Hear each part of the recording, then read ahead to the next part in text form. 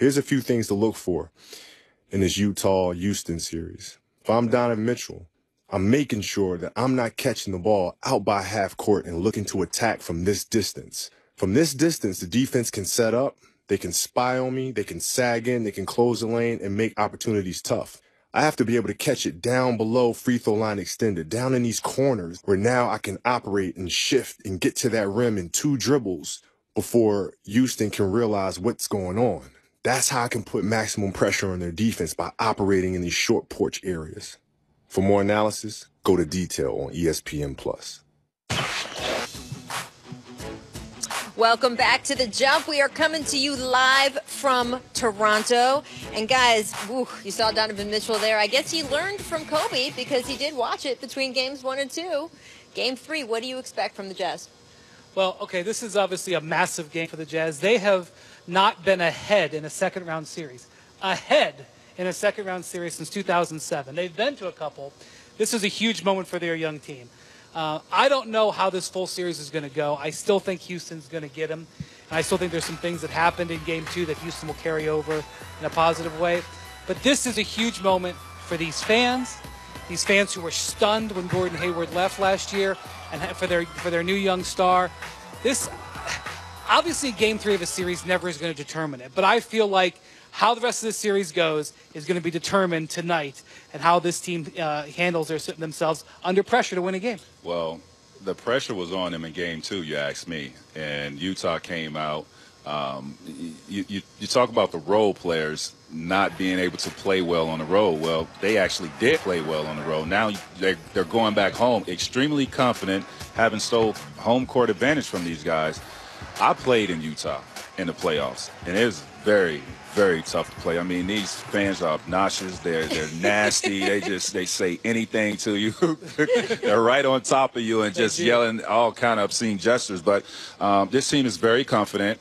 Donovan hasn't even had a great game in this series yet, and I look forward to him having a breakout game, and these role players are going to continue to shoot the ball the way they've been shooting it, and we'll see if they can get a win. Maybe Houston will cover Joe Ingles tonight.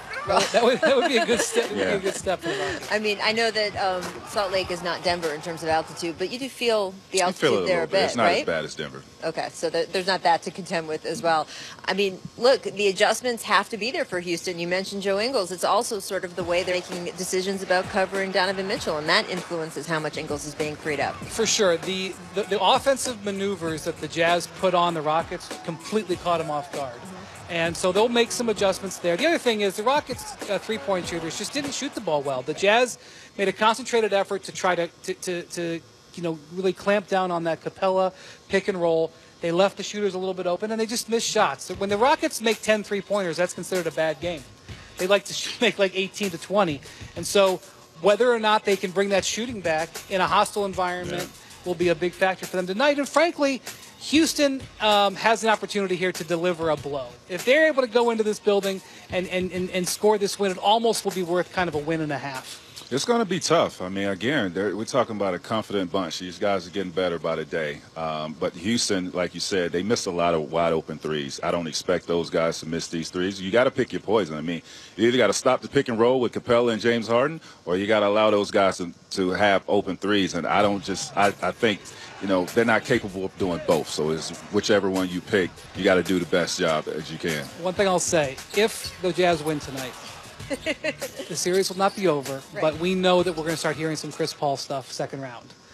I'm sure Chris Paul is very motivated to not let that become a storyline and have a great game tonight as well. Well, that's what I was going to ask, actually. And Trace, when you've had a loss that maybe your team didn't expect to lose, and you are a guy like James Harden, who didn't have a great end to the playoffs last year, and CP, who, as Brian says, has a lot to prove in the playoffs, what is your mindset going into a game like tonight? Well, it's a wake-up call.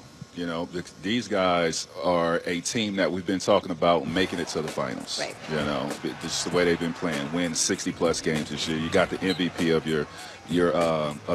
on your team, and James has been fantastic. Chris Paul, who hasn't played in a conference final, is seeking to do that for the first time in his career, and James is trying to get to the finals. So your mindset is you can't take these guys for granted. I know it's a young team led by a young star, and you feel that you should win this series, well, you got to go out and do that now. You got to prove it because these guys are still so home court advantage from you, and we'll see if you can do that. See, that's a much clearer, more direct way to say what Mike D'Antoni said after the game, which is just, hey, we got to buckle down and focus a little bit more. And I would expect those guys to do that, right? I mean, we've talked to them all year. Chris Paul, James Harden, Capella, all those guys, their eye is on the prize. This is very important to them. And they also have seen how well the Warriors are playing. And I'm sure that gives them some motivation, too. But when you're a team like the Rockets, first off, when they have their full lineup together, they've been very hard to beat one time, much less 4 times. So they're going to have some confidence. The other thing is, when you're a team like the Rockets, you're going to have nights where you don't hit your threes. Yeah. And you take the loss and you come back the next game. That's the way they're built, and that's the way I expect them to play. You come back the next game and you have, I don't know, a 50-point third quarter. It's happened. We've seen it happen. Like happened earlier in the playoffs. So we'll see about that. All right, we'll be watching that game tonight. However, after this break, we will be talking more about the Raptors and whether they can make this a series down in Cleveland.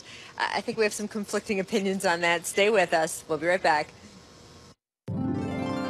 Arenas, played by Heinrich. Both teams over the limit. Here's Arenas. This for the win. Yes! It's over! The Wizards have defeated the Bulls. They come right back following the Chicago comeback. They win at the buzzer on the jumper by Gilbert. Hey, listen up. We're here because